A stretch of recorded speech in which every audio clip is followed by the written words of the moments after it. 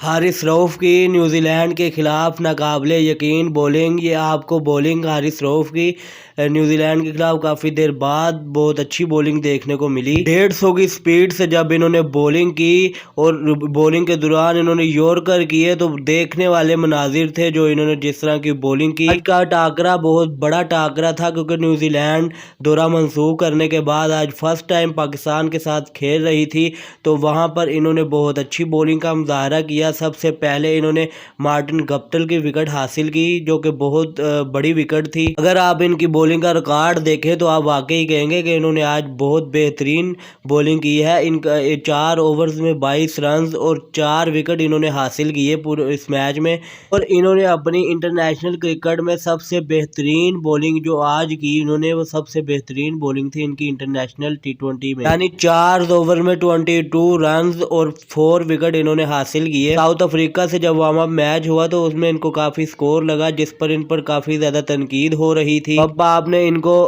Like کرنا ہے، حوصلہ افزائی کرنی ہے ان کی، اور کرکٹ کی مزید اپڈیٹ کے لیے میرے چینل کو لازمی سبسکرائب کریں تاکہ کرکٹ کی تمام تر اپڈیٹ سب سے پہلے میں آپ تک پہنچا سکوں۔